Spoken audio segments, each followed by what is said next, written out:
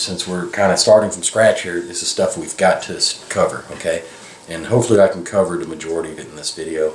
Don't know how long it'll be.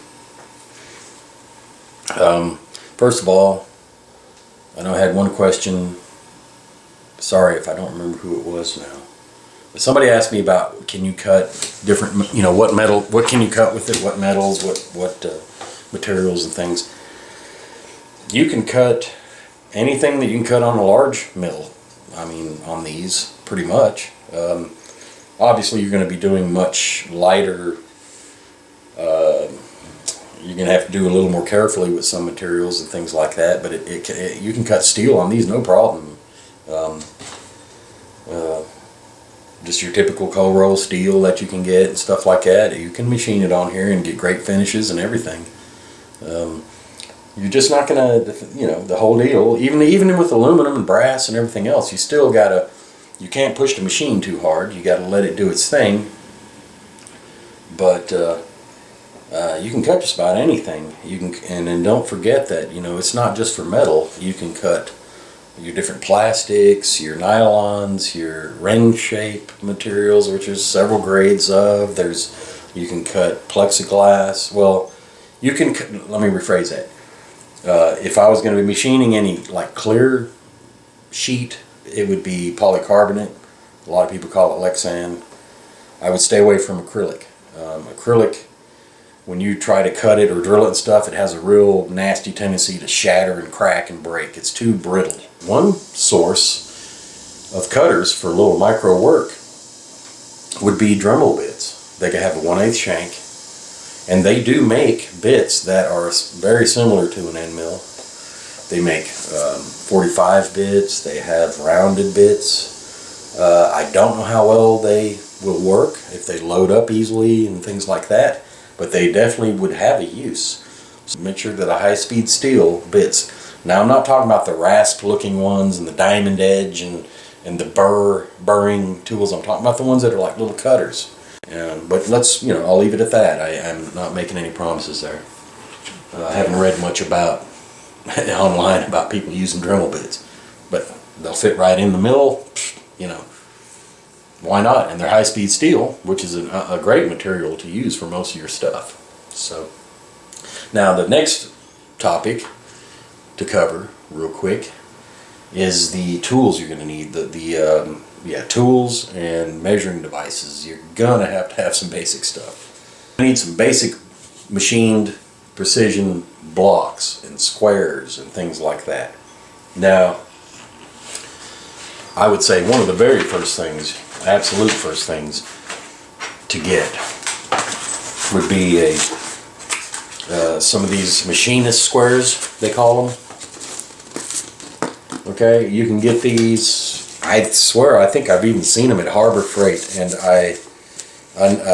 if I'm not mistaken, the guy bought a set from Harbor Freight. I'm like, oh, I bet those are real accurate. We checked them out and indicated them and everything, and they were dead on. So you can get these cheap. Just look around, eBay, whatever. Get you a set of these. There's a lot you can do with these. Gauge block set, because just due to the size of the equipment and the unbelievable amount of things that they're valuable for. And that is, this set cost me I would say about 60 bucks, and it's worth every penny, trust me. And what it is just blocks that are ground to different thicknesses, and they're very precision. But you can use them for so many things. You can use them for spacers, you can use them for measuring. So you can stack these and get exact, you know, with this set you can get any thickness measurement to the beyond the 1/10 of a thousandth, okay? And these things are so accurate. I'm going to show you how accurate these things are. And this is just a general machinist set, okay? You can spend hundreds of dollars on these things that are super accurate, but it would be totally ridiculous. I mean, they're beyond accurate for just a simple basic set than what you would ever need. But let me show you something. I'm going to take these two blocks and stick them together and rub them together. And as you can see, they're stuck together. That's not magnetism or anything like that. There's no oil. I just wiped them on my shirt. They're so accurately ground that I have just squeezed every air molecule out from between these, and what's holding these together is the whatever 17 pounds of air pressure around you from the atmosphere. That's how accurate these are. Okay? That's what's holding these together, is the fact that there's nothing in between them now. It's a complete vacuum. And you can't pull them apart. I mean, you can literally, well, I just twisted it and pulled it. You can only slide them or twist them, but you could not pull on them straight and get these things apart with your fingertips. But anyway, just a little something cool I thought I'd show. You need a means of when you put your piece in the vise, it needs to be square and flat, and it may need to be at a certain height in that vise so you can machine it. And so you got to have all kinds of different thickness blocks and spacers and things. Well, you just can't use a piece of cut off something, because then your piece is not going to be sitting square or straight in there, and when you machine it, it's going to be all out of whack.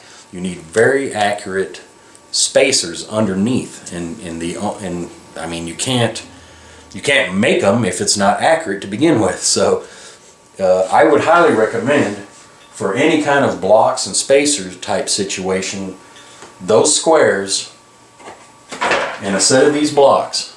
And I will post, if somebody wants to know where to get these and where to get them at the best price and all that, just send me a text or post below, and I'll do a little research, and I know what's a good deal and what's not. Okay, but that's going to help you on the lathe, on the mill, you'd be amazed what all those blocks will come in handy for, and how much trouble it'll save you. The other thing you're going to need is some indicators, at least one dial indicator. You're going to need it. There's a couple different styles, generally, a couple different styles. You've got your travel indicator, which just measures, the travel. Okay, this is a 1 inch. It has 1 inch of travel, and it's just a general basic. You can get these at Harbor Freight even, and they're accurate enough for what we're doing. As you move along, you get better and better. You'll know when you need a better indicator or whatever. But yeah, you're going to need one of those at least. I would get a 1 inch, or you can get 2 inch or whatever. But I'd say at least get a 1 inch travel indicator. They're not that expensive. And then one of these type of indicators that measure this way, and they have a much shorter amount of travel usually, or you can measure this way. And as you can see, as I just touch this thing, that dial's turning, and each mark on here is 1/2 thousandth. But that's something you would check your machine with and all that. It's hard to do with this type of indicator. You can do it, but you've got to keep setting it up in all different weird ways. If you don't go CNC, I would have at least a couple of these, I would say, and make a mount for one of them for your Z-axis and stuff like that. But then I definitely would get one of these. If I had to choose between one or the other, I'm on the budget, I would get one of these style. That measures in this direction. They have interchangeable tips, some of them. You have all different kinds of mounting systems and all that. I got this one set up right now to go up in a chuck because I'm fixing to show just a general little bit of indicating, measuring what it's for. Probably you need a set of calipers, dial calipers or veneer, but I'd just go ahead and go with the digital caliper. Personally, I mean, again, Harbor Freight, $20. They're plenty accurate for a dial or a digital caliper. Pick up a couple. Have one that you just keep just for measuring, and another one that you can use for actually scribing marks and doing just general throwing around measurements, quickie stuff. And you can also use it to measure the depth of holes and stuff like that. So they have more than one use. And maybe I'll do a little something on that too. But yeah, I'm sure I'm missing some things. You probably need a base to mount an indicator to. You're going to need if you use a magnetic base to mount your indicator, that way you can set it all around every which way. You're going to need a piece of metal for the magnet to stick to. But this is a good example of a magnetic base. You know, it can twist and turn in all directions. You can mount your indicator on the end of it, and then you can put it anywhere which way you want. Also makes a great camera mount.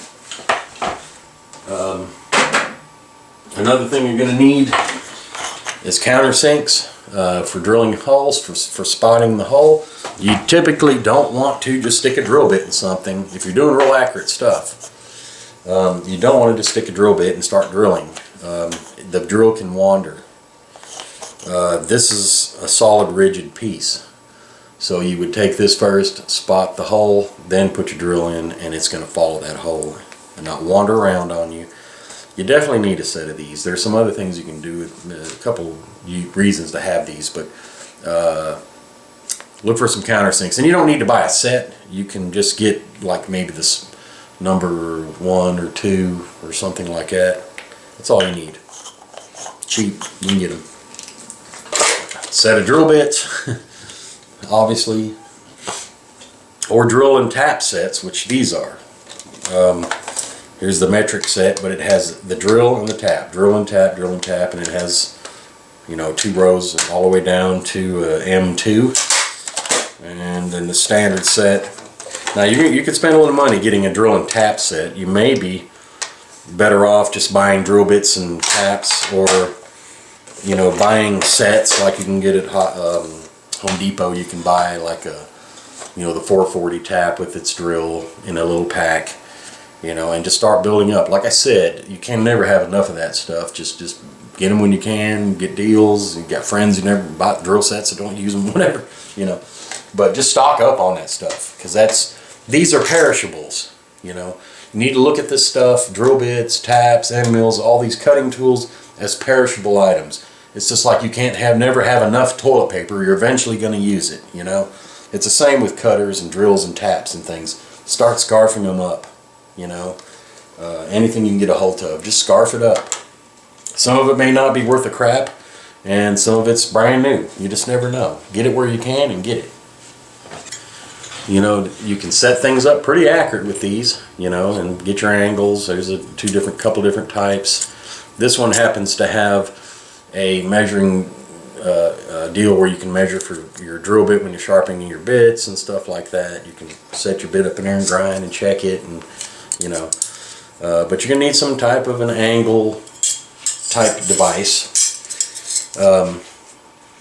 Now you can get these protractors that you buy that's magnetic based, and I would not recommend that, because if your machine is not exactly level, well, then you're not getting an accurate reading. So I would just stick with these mechanical protractor type devices for checking angles, even setting up angles, and getting pretty darn close. Machinist pocket square ruler, you know. This happens to be a Fowler. It's called the Golden Rule. It's just a titanium coated one. But anyway, it's, you know, it's got metric on one side, standard on the other. You're going to be constantly, generally, just checking things, double checking. You just get you a little something you can get into different areas with and stuff. Get you a 6-inch rule. There's a never-ending thing amount of stuff you can buy that makes life easier. But those are the things. I would say, just looking around here, I would say those are the basic things you need, aside from some metal or aluminum, whatever, to cut. Alright, hopefully this is going to cover everything I need to show. Now we're just going to do a general check, a general setup.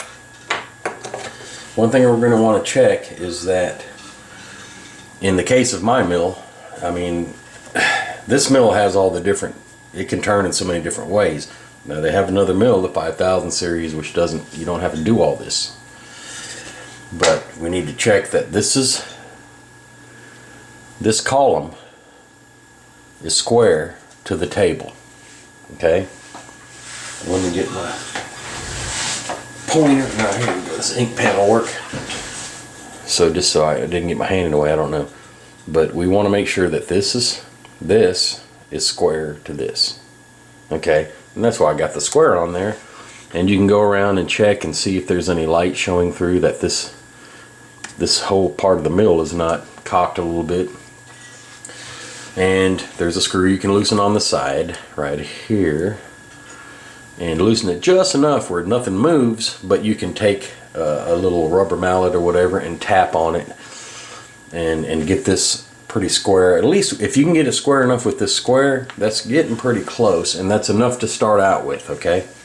Because as we go deeper into machining, you're going to see a lot more indicating and stuff, and it's going to kind of open your eyes to more to getting accuracy. Now, and then another thing we want to check is obviously that this is not tipped this way or that way in relation to this table, because what will happen is as you're cutting, one edge of your end mill is going to be cutting, and I'm sure you guys have seen it where you've got these swirl marks all through your metal, and this is not pretty, and it's a lot of work to polish out. That's one thing that's going to happen if it's not in square, and the more you get it, the better finish you're going to get. And the way to check that is, well, I'm going to have to move some stuff. Hold on.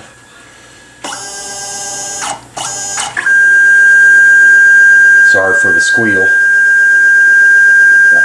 I haven't tuned in that servo yet. Is you're going to check it this way. It's pretty straightforward. Hold on, I'm a little too far over here. Now you can check it from either side or whatever, but you're gonna put your square up here, you know, and check the gap between the column and this square to let you know that this column is square to the table. Now, to get it more accurate, you're gonna have to start using dial indicators, and you're gonna have to you know, to get into the thousandths of accuracy. But I think for right now, just to get us going, we're just going to start with this, and as we go along, you're going to learn more about accuracy and indicating and stuff like that. But now, as far as you know, the table, there's not much you can adjust on there. You can, but you know, that's getting really deep into it, and it's really not necessary at this time. Now, so let's just say at this point, get that out of the way.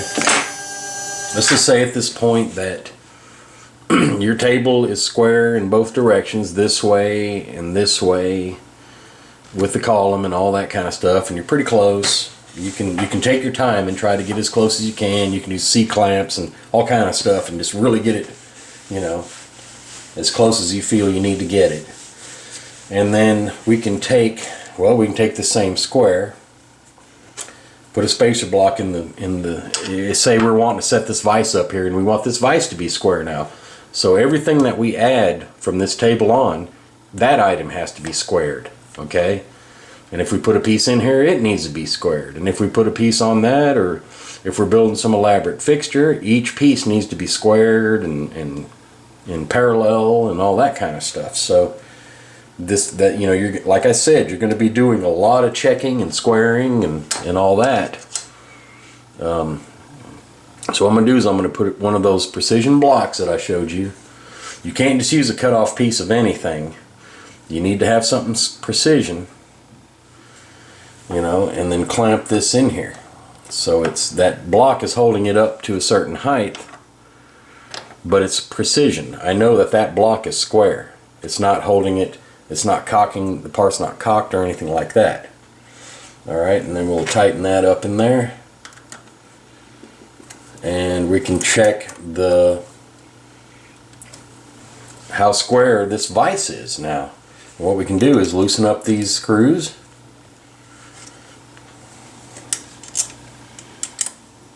But just enough to where it holds it snug, but I can tap on it and move it. Alright, and then I can take the dial indicator. Let me find that. And I got to move it to get it in there. Hold on a second. I'm just using the CNC control to move things where I don't have to sit here and crank handles. You don't have to have that.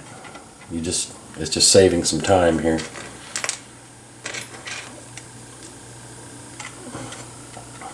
Alright, put that up in there. Alright, and that's solid and rigid. Whoop, sorry about that. Alright, now I'm gonna check it on the back side. So let me get it close here.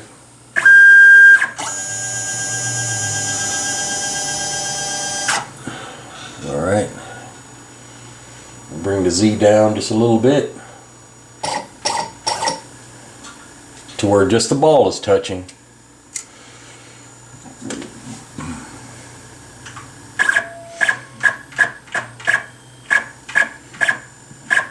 Alright, as a matter of fact, boom, we just hit, I'm on 0 actually. It doesn't matter, this dial can turn. So, I can set it at 0. Alright, and then run it across.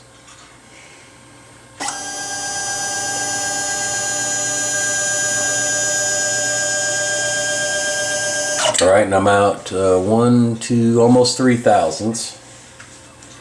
So what I can do is I'm going to move it halfway.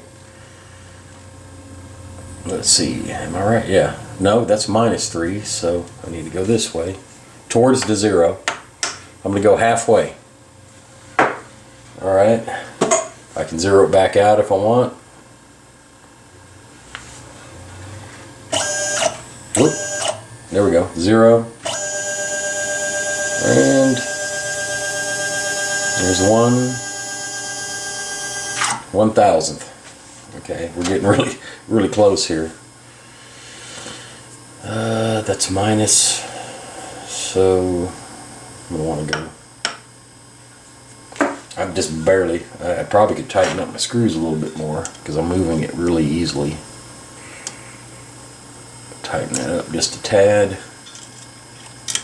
These screws I'm tightening are what clamp the vise to the table.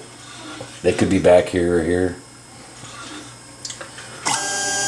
Alright, now we're within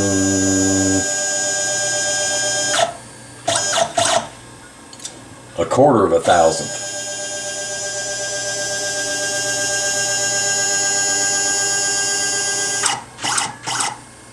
So I'm going to go ahead and tighten it down, and I'm going to keep my indicator on there as I tighten this down good, because if it moves at all, it's going to show on that dial. So I'm just going to keep tightening.